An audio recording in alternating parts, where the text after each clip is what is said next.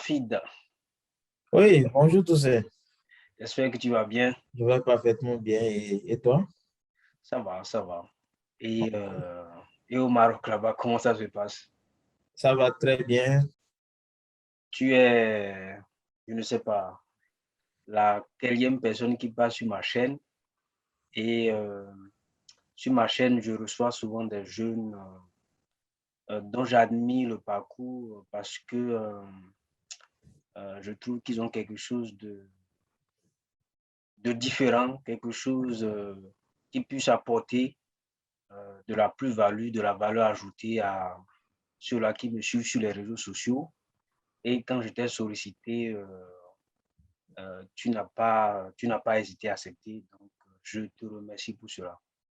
Voilà, c'est un plaisir pour moi d'être ici, de pouvoir partager les quelques informations que j'ai à ma disposition. Et je tiens à te remercier parce qu'on voit tout le travail que tu fais depuis un certain temps et c'est certain que ça va en bénéficier beaucoup de personnes et on espère pouvoir t'aider à réaliser ce but. Merci beaucoup. Merci, ça me touche. Alors, sans plus tarder, je vais te laisser te présenter à la communauté. Donc, moi, c'est Abdul Kafid Toko. Je suis d'origine béninoise et présentement étudiant au sein du premier master en intelligence collective au monde qui est développé par l'école d'intelligence collective. Euh, c'est souvent une dénomination anglaise qui est utilisée, la School of Collective Intelligence, qui est en réalité une école du pôle business de l'université Mohamed VI Polytechnique. Pour ceux qui ont entendu parler pour la première fois, c'est l'un des projets phares et ambitieux du Maroc actuellement, de vouloir mettre en place sur le continent africain une université au standing international, un peu comme un Harvard de l'Afrique. Et en même temps, avec beaucoup d'initiatives, comme on en parlait tout au début, dans un contexte d'une ville faite. En réalité, c'est toute une ville qui est en train d'être construite autour de l'université pour en faire un écosystème qui bénéficie en réalité à toute l'Afrique, mais pas seulement au Maroc. Donc, C'est avec toi, en fait, que j'ai entendu parler de l'intelligence collective pour la première fois. J'entendais souvent intelligence artificielle tout le temps et partout. Mais quand tu m'as dit que tu faisais désormais un master en intelligence collective, cela a suscité mon intérêt et ma curiosité parce que, bon, moi, je suis curieux surtout. Et dans ta présentation, si je ne me trompe pas, j'espère que je ne me suis pas égaré. Quand tu parlais, tu as bien dit que c'est la première école, c'est la première formation d'intelligence collective au monde, c'est ça? C'est bien ça? oui, c'est exactement ça. C'est la première et c'est le seul pour le moment au monde dans la discipline d'intelligence collective. Il y avait des personnes qui se spécialisent dedans en thèse généralement, mais c'est le M6P qui a eu le courage et, disons, l'ambition de pouvoir essayer ça au niveau master. Mhm. Et il a été accrédité comme le premier master au monde dans la discipline d'intelligence collective. Semble tourner autour du pot. Donc, c'est quoi l'intelligence collective finalement? C'est quoi? Voilà, voilà. On parle en réalité d'intelligence collective. Disons que c'est cette capacité que nous avons de pouvoir, en réalité, nous surpasser en tant que groupe. Ça signifie que un individu à lui tout seul, on suppose qu'il a une capacité de faire quelque chose, d'accomplir des choses, de pouvoir régler les problèmes. Mhm. Mais quand on parle d'intelligence collective, en réalité, c'est cette capacité d'un groupe d'individus à pouvoir en réalité dépasser et la capacité individuelle dans le processus d'apprentissage, dans le processus de prise de décision, dans le processus de prédiction et aussi dans notre cognition. Quand on parle de cognition, c'est la façon dont nous traitons l'information. Donc, en gros, je ne sais pas si j'ai été moins technique, Mhm. c'est en fait cette habilité qui nous permet en tant que groupe d'être fort. Ok, c'est l'habileté d'un groupe À être Voilà. fort, en fait. D'accord. Oui, à être fort plus que un individu pris, c'est-à-dire à lui tout seul. D'accord. D'accord. Yeah. Maintenant, est-ce que, euh, est-ce que dans l'histoire de l'humanité, est-ce que l'homme n'a pas en fait déjà eu euh, n'a pas toujours forgé cette faculté-là de travailler en groupe? Est-ce que l'intelligence collective telle que tu l'as décrit, être fort en Bon. groupe, est-ce que c'est pas inné chez l'homme? Exactement. Elle est innée au niveau de l'homme et on peut remonter dans l'histoire et aller à l'époque, par exemple, où l'homme était obligé en réalité d'aller chasser pour avoir de la viande, par exemple. Mhm. Donc, les communautés étaient obligées d'aller faire de la chasse en réalité en tant que groupe. Mhm. Donc, cette capacité, par exemple, toi et moi, d'aller en bourse et se dire, oui, on est en train de chercher, par exemple, de quoi on veut manger. On a cette capacité, on parle souvent de, c'est-à-dire l'attention jointe. C'est-à-dire, si toi et moi, on est ensemble et que je te regarde et qu'on voit un objectif ensemble, on peut comprendre en réalité que ceci, c'est notre but et on va en réalité pouvoir se coordonner pour pouvoir atteindre l'objectif. Donc, pour répondre tout coup à ta question, oui, elle est innée en homme. Euh, cette capacité en réalité à être en groupe. Et d'autres personnes te diront que l'humain est un animal social, c'est-à-dire qu'on n'arrive pas à vivre hors d'une communauté. Sinon, nous n'allons pas survivre. C'est ce qui fait qu'on se regroupe en petits groupes, ça peut être des entreprises, ça peut être des communautés, des tribus, des ethnies, des pays, des continents. Donc, c'est ça. Donc, en gros, c'est que c'est inné en homme. Ça, c'est clair. Maintenant, si on en parle aujourd'hui en tant que discipline, Mhm. c'est quand on suppose que notre capacité que nous avons actuelle, il faut que nous essayions de trouver la façon de pouvoir l'améliorer.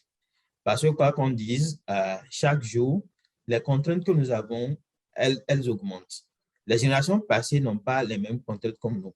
Les défis qu'eux, ils ont eu à relever, si on peut dire que elles sont à un niveau N, aujourd'hui, nous sommes peut-être à un niveau N plus 2.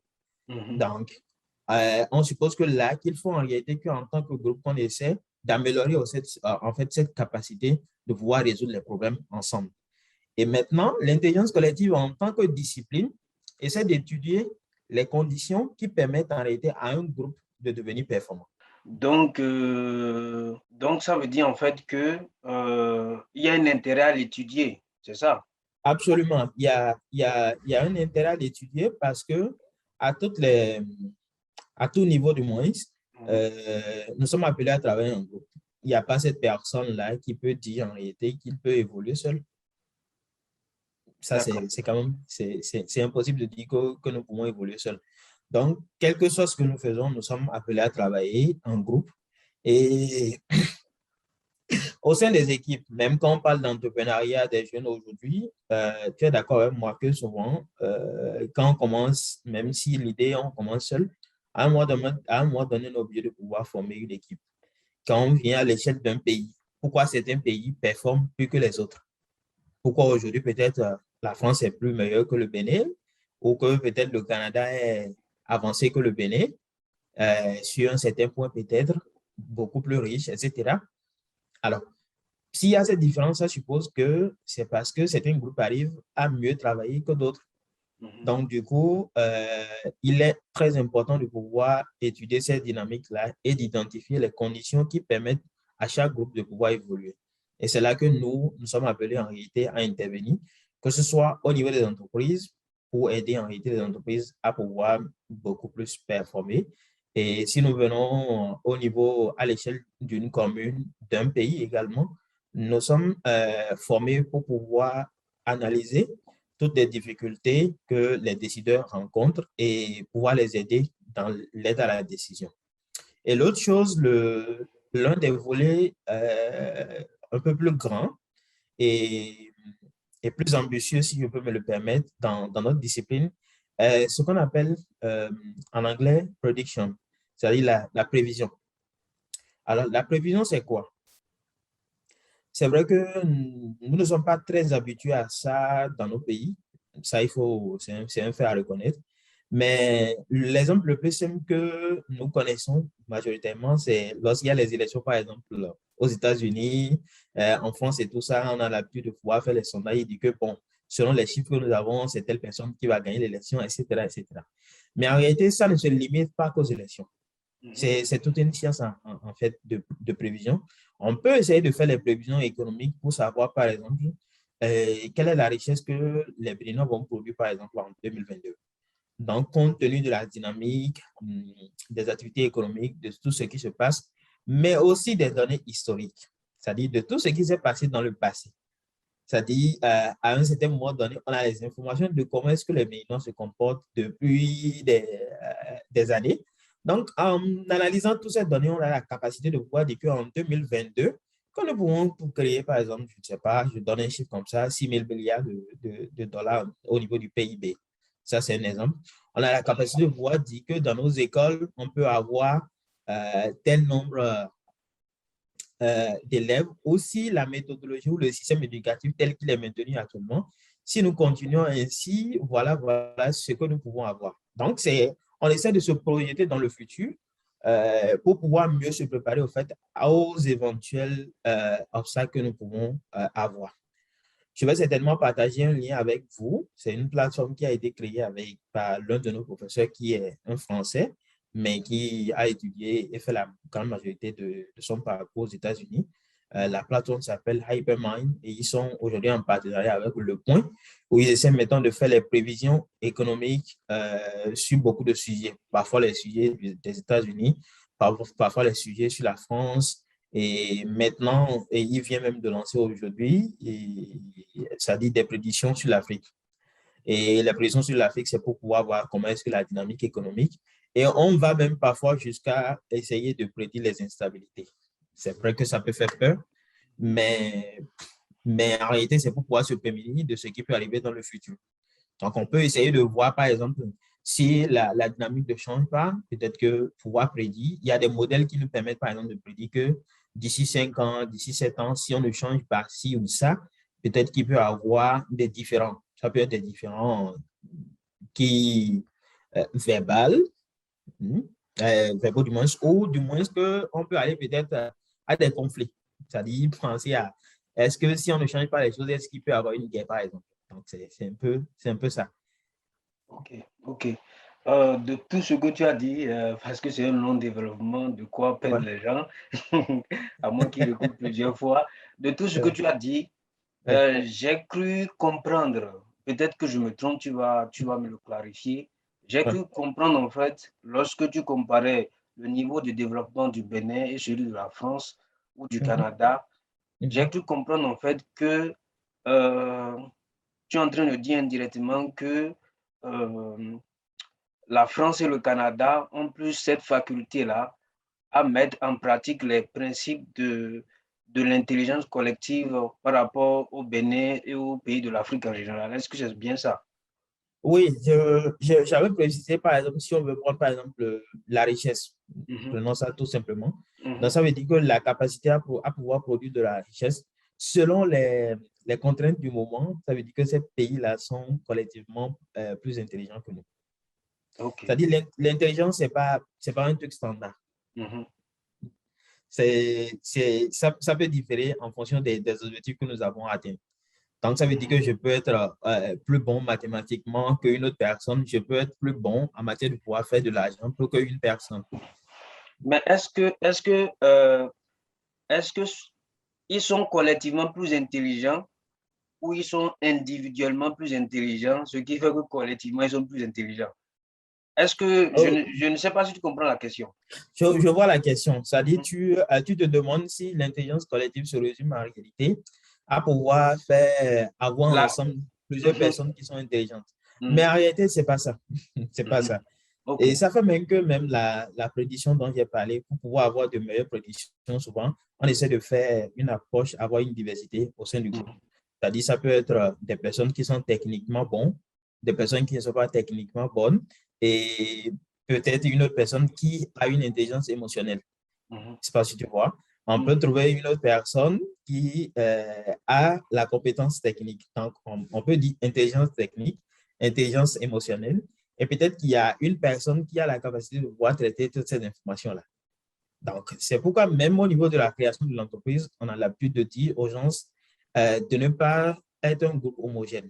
c'est-à-dire par exemple 2 techniciens qui se mettent ensemble ou 3 techniciens qui se mettent ensemble pour pouvoir créer une entreprise, parfois ça ne marche pas. Il faut celui qui a la technicité, quelqu'un qui a la capacité de pouvoir voir le côté, avoir une empathie, une intelligence émotionnelle, quelqu'un qui a une capacité peut-être au niveau du commercial, etc., etc. Mais quand on met en réalité ces différents blocs ensemble, ça veut dire qu'on a toutes les armes en réalité qui nous permettent de pouvoir résoudre le problème. Et là, on devient collectivement intelligent.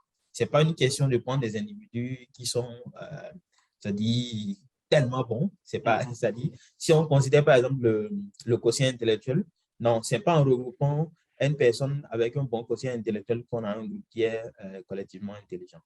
Ok, d'accord, merci. On va continuer. Je vais peut-être revenir en fait un peu en arrière. Quand tu décrivais en fait, voilà, les finalités de ce que tu étudies actuellement en fait. Ouais. Après ce que j'ai compris, c'est qu'à terme, ou du moins à la fin de ta formation, ouais, tu seras capable de favoriser le fait que les gens travaillent en synergie, en fait. C'est ça. Ouais. Donc, Ouais. ça serait intéressant donc, pour les jeunes Africains parce que on reproche souvent aux jeunes Africains, et toi et moi, nous sommes béninois, on reproche souvent aux jeunes béninois de ne pas pouvoir travailler ensemble. Est-ce que tu penses que cette formation que tu suis et l'intelligence collective en général peut favoriser voilà, que les jeunes se mettent ensemble au Bénin ou partout en Afrique et qui travaillent ensemble? Oui, effectivement, c'est en réalité le rôle que nous sommes appelés à jouer. Et parfois, on peut le jouer, pas en étant dans les groupes, mais en essayant d'observer le comportement c'est-à-dire de l'humain et d'essayer d'étudier, comme je le disais, les conditions qui les permettent de pouvoir travailler ensemble. Ça veut dire que, par exemple, je peux me lancer dans une étude qui me permet de pouvoir réellement observer l'entrepreneuriat au Bénin et de pouvoir identifier les problèmes qui empêchent les jeunes à pouvoir créer des entreprises ensemble. Je ne sais pas si tu vois. Les difficultés qui font qu'en réalité, le fait de pouvoir être en groupe est compliqué. Ou ce qui fait que ça échoue, en fait. Je ne sais pas si tu vois. Oui. Et de là, moi, je pourrais identifier, par exemple, un modèle ou bien une forme d'organisation qui permettait en réalité aux jeunes de pouvoir évoluer ensemble. Si je comprends bien, l'intelligence collective, puisque c'est un concept assez nouveau pour moi, je n'ai pas eu le temps encore d'aller vraiment en profondeur. Si je comprends bien le concept d'intelligence collective, ça veut dire que si nous avons du mal, si tous les pays du monde ont du mal à se mettre ensemble autour d'une table, pour décider de quelque chose de vraiment, de vraiment perin, de vraiment durable et de vraiment solide autour des changements climatiques pour limiter vraiment cela, ça veut dire donc qu'il y a un problème d'intelligence collective qui se pose. Oui, ça veut dire qu'on n'arrive pas à mobiliser l'intelligence collective qu'il nous faut pour pouvoir résoudre ce problème donné. Ok. Donc, oui. Et pourquoi est-ce que la discipline elle est nouvelle et qu'elle est importante? Si je parlais des défis, mais non seulement ça, c'est que par le passé, on ne prenait pas le temps de vraiment étudier les conditions qui permettent de pouvoir mettre en place des intelligences collectives ou du moins d'améliorer notre organisation. Je peux même essayer d'amener encore un aspect de notre formation qui est, parce que je disais que les groupes, il y a plusieurs échelles. On peut commencer d'un petit groupe et évoluer jusqu'à une nation donnée. Donc, et quand on vient au niveau de la nation, tu comprends avec moi que là, c'est la politique, en fait. Donc, nous avons un volet qui se concentre réellement sur tout ce qui est sciences politiques, où on essaie en réalité de voir, d'utiliser tous les outils à notre disposition et pour essayer d'analyser au fait l'environnement politique dans un pays ou dans un espace géographique pour essayer d'identifier les problèmes, leurs causes et aussi les possibilités d'amélioration. Donc, du coup, pour pouvoir étudier ces conditions qui permettent d'avoir une intelligence collective, tu conviens avec moi que nous en avons besoin actuellement à cause des défis que nous rencontrons et aussi si nous voulons essayer d'améliorer notre quotidien. Et moi, il y avait une vidéo que j'avais faite l'année passée pour présenter la formation. Je disais que le continent africain, il a plus de défis à relever et nous avons vraiment besoin de pouvoir trouver la façon de mettre tout le monde à contribution pour que nous puissions régler ces différents problèmes que nous avons. Et pour pouvoir le faire, il sera intéressant de pouvoir penser à nous-mêmes, savoir comment est-ce qu'on fonctionne nous-mêmes en tant qu'humains et comment est-ce qu'on peut collaborer pour pouvoir résoudre ces différents problèmes. Donc, c'est pour ça que je pense que cette science, elle est la bienvenue et c'est aussi une chance que quelqu'un y ait pensé de pouvoir le mettre en place quelque part en Afrique. Super. Je vais peut-être dire une bêtise. Tu vas me corriger. Je suis là pour dire des bêtises et pour qu'on me regarde. Il n'y a pas de bêtises. Est-ce que tu fais un lien entre l'intelligence collective et l'intelligence artificielle? Ouais, c'est vrai qu'il y a beaucoup de publicité, comme j'ai l'habitude de dire, qui se fait autour de l'intelligence artificielle. Et c'est ce qui est le plus connu. Souvent, quand on dit même je fais un master en intelligence collective, la première chose que les gens se demandent, est-ce que c'est pas l'intelligence artificielle? Alors, l'intelligence artificielle, c'est vrai que c'est une science, mais nous, on la considère un peu plus comme un outil. Si l'usage d'une intelligence artificielle nous permettra, par exemple, de pouvoir résoudre un problème complexe, nous l'utilisons. Ce qui fait que nous apprenons au fait à pouvoir mettre en place des intelligences artificielles. Je peux te donner un exemple palpable. C'est par exemple ce que les spécialistes en intelligence artificielle appellent les réseaux de neurones. C'est qu'on essaye de pouvoir reproduire le fonctionnement du cerveau humain, en réalité, au niveau de la machine, où on apprend l'algorithme, par exemple, à reconnaître des images, on lui apprend à reconnaître des situations données.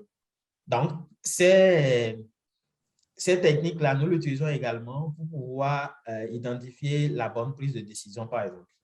Je peux venir avec un second exemple pour dire que, par exemple, en Afrique, nous avons moins de médecins. Moins de médecins et on a peut-être plus d'infirmiers et d'infirmières. Alors qu'on sait que, par exemple, les médecins, eux, ils sont appelés à faire quoi? À faire le diagnostic et à dire, par exemple, à l'infirmière, voici ce que vous devez faire, vous devez administrer telle quantité de ci ou de ça.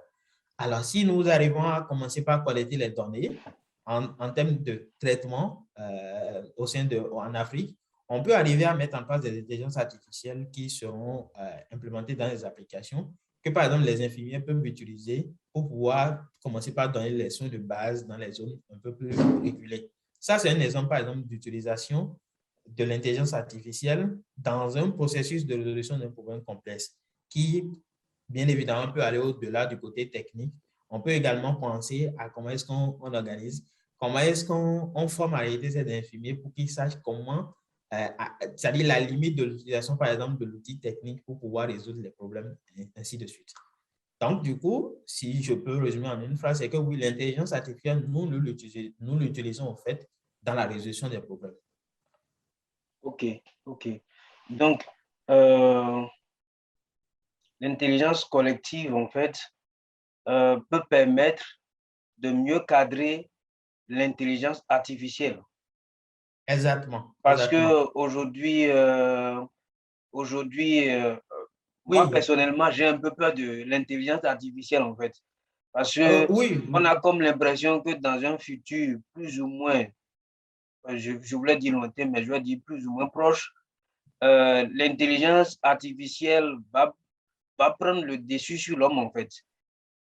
Mais avec une bonne intelligence collective, comme tu nous l'enseignes aujourd'hui, comme tu nous informes, je vais dire, avec une bonne intelligence collective, en fait, on peut cadrer l'usage qu'on fait de l'intelligence artificielle pour que l'intelligence artificielle soit vraiment au service de l'homme et pas le contraire. Exactement. Ta question ou ta remarque, elle est pertinente. En fait, dans notre formation, nous avons on n'apprend pas que le côté technique. J'ai l'habitude de dire que nous avons une bonne dose. Si je dis bonne dose, c'est que nous avons des modules en matière de philosophie, nous avons des modules en matière de leadership et dans les modules d'éthique et de morale. Donc, dans les modules de leadership et même quand je reviens en sciences politiques ou même encore en matière d'éthique, il y a ces sujets que nous essayons de débattre parfois, qui sont les sujets c'est-à-dire en rapport avec l'intelligence artificielle, jusqu'où il faut aller. Et on essaie même de remonter dans l'histoire pour voir la procédure par laquelle qui a été poussée les chercheurs à pouvoir identifier les différentes technologies, sur à quoi ce qu'ils voulaient faire en réalité. On va mettre un peu la balle à terre maintenant parce que je crois que tu nous as bombardé de nouvelles notions et de nouvelles connaissances. Je vais mettre dans la description de la vidéo le lien dont tu avais parlé et également peut-être tel lien de réseaux sociaux pour les gens qui vont te contacter, par exemple, et qui sont intéressés à savoir plus sur l'intelligence collective, bien sûr, si ça ne te dérange pas. Non, du tout pas, du tout pas. Et j'ai un même alliance sur tous les canaux. C'est @cafitoko et que ce soit sur Twitter, sur LinkedIn ou sur Facebook, ça permettra de pouvoir facilement me joindre. Et je suis ravi de pouvoir partager plus d'informations avec eux. Avant de te laisser partir, deux dernières petites questions. Est-ce que tu as un livre ou un site web à recommander à notre communauté? Oui, absolument. Le premier lien au site, ce serait le site de mon école, mais c'est SCI, comme School of Collective Intelligence, .um6p.ma. Ça, c'est le site de l'école. Le second site que je vais recommander, c'est Hyperminds. Hyperminds, qui est le site de prédiction. On parle de marché de prédiction qui a été créé par un Français dont j'avais mentionné, Monsieur Émile Servan-Schreiber. C'est un site où les gens peuvent réellement s'amuser et aussi gagner de l'argent. Parce que ce qui se passe, c'est que dans les sciences de prédiction, on se dit que quand l'argent est en jeu, nous n'utilisons pas nos émotions, mais on utilise en réalité notre cerveau pour pouvoir prendre les décisions.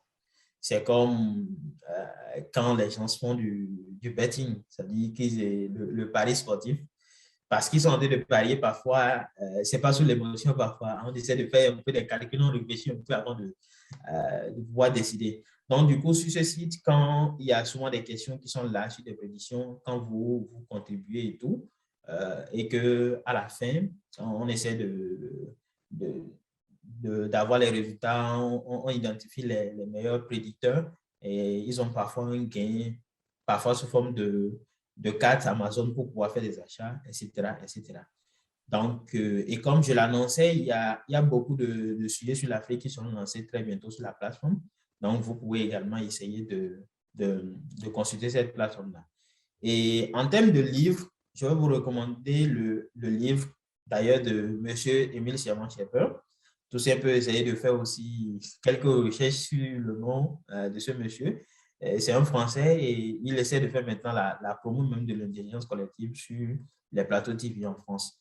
Donc, il a écrit un livre qu'il a appelé Le Super Collectif. Vous saurez tout sur l'intelligence collective, beaucoup même plus que ce que je suis en train de vous dire actuellement. C'est un livre très intéressant qu'il a écrit et qui est disponible sur Amazon que vous pouvez également commander. Je pense qu'en termes de contenu en français, présentement, c'est ce livre que je vais recommander sans réfléchir. En fait. Super, merci beaucoup. Dernière question donc pour finir complètement. Quel est ton conseil pour les jeunes de la communauté qui nous écoutent, où qu'ils soient dans le monde? Si les gens sont des objectifs donnés, c'est vrai que c'est parfois dur d'avoir un même objectif que nous voulons atteindre et parfois on tente et que ça ne marche pas. Le conseil serait que quand on tente et que ça ne marche pas, ma philosophie c'est que on se calme un peu, on analyse un peu, on essaie de voir ce qui n'a pas marché, comme on le dit chez nous en Afrique de l'Ouest. Et au prochain essai, on essaie d'augmenter les ambitions. Pas essayer de viser le même niveau, non. Parce que si on a visé et que ça n'a pas marché, oui, on analyse, on voit ce qui n'a pas marché, mais la prochaine fois, on essaie de faire un peu plus la barre haute et on frappe encore. C'est avec cette approche qu'on peut essayer de pouvoir avoir des parcours qui nous permettront de pouvoir améliorer un peu notre propre condition, mais aussi de pouvoir contribuer à la dynamique du groupe. Merci beaucoup, Kafil. Ouais. Je te remercie aussi pour cette opportunité que tu me donnes de pouvoir partager le peu d'informations. C'est moi qui te remercie, mon frère.